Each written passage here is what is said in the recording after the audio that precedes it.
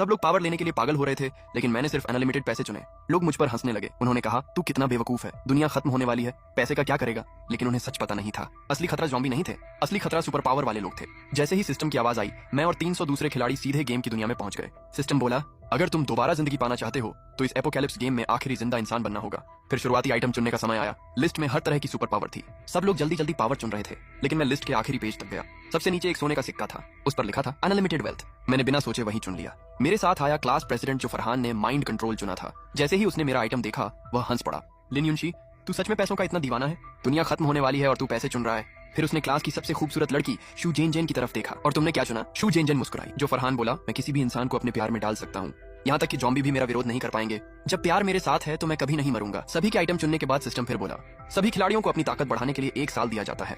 1 साल बाद एपोकैलिप्स शुरू होगा। इस गेम में सिर्फ एक ही विजेता होगा, जो आखिरी तक जिंदा रहेगा वही जीत पाएगा। ये सुनते ही सबके चेहरे बदल गए। जो लोग अभी दोस्त बने थे, अब एक दूसरे को शक की नजर से देखने लगे, क्योंकि इस गेम में कोई दोस्त नहीं था, हर कोई दुश्मन था। फिर सिस्टम ने सभी खिलाड़ियों को दुनिया के अलग अलग हिस्सों में भेज दिया। मैंने समय बर्बाद नहीं किया, मैंने तुरंत अपनी बचने की योजना बनानी शुरू कर दी। पूरी दुनिया का नक्शा देखने के बाद मुझे प्रशांत महासागर के बीच एक छोटा सा द्वीप मिला। वह दुनिया से बहुत दूर था। वहाँ भूकंप का खतरा नहीं था, तूफान नहीं आते थे, कोई ज्वालामुखी भी नहीं था। द्वीप पर एक बड़ा समतल इलाका था, जहाँ हवाई पट्टी बनाई जा सकती थी। चारों तरफ पहाड़ियां थीं, जो सुरक्षा के लिए अच्छी थीं। मैंने तुरंत $1 अरब देकर वह द्वीप खरीद लिया। उसका नाम रखा फ्यूचर आइलैंड। दुनिया को मैंने बताया कि यह एक पर्यटन प्रोजेक्ट है।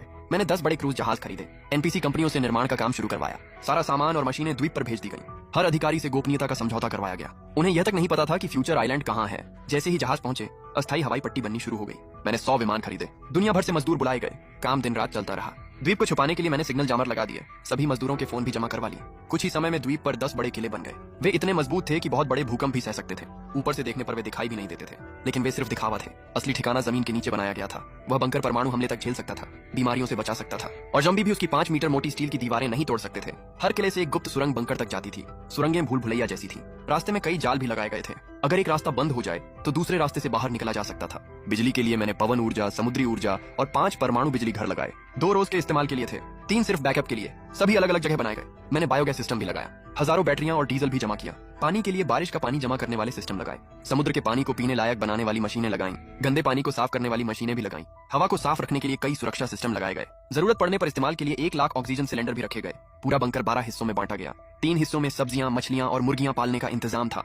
2 हिस्सों में 10 साल का खाना, पानी और दवाइयां रखी गईं। बाकी हिस्सों में कमरे, रसोई, जिम, मनोरंजन कक्ष और मेडिकल रूम बनाए गए। जब भी एनपीसी लोगों को शक होता, मैं और पैसे खर्च कर देता, और वे पहले से ज्यादा मेहनत करने लगते, क्योंकि मेरे पास पैसे कभी खत्म नहीं होने वाले थे। मैं अमेरिका गया और भारी हथियार खरीदे, लड़ाकू रोबोट खरीदे, रास्ता साफ करने वाले रोबोट खरीदे। बहुत सारा पैसा खर्च करके मैंने 2 परमाणु बम भी हासिल कर ली। पास की खाड़ी में एक परमाणु पनडुब्बी और एक विमान छिपा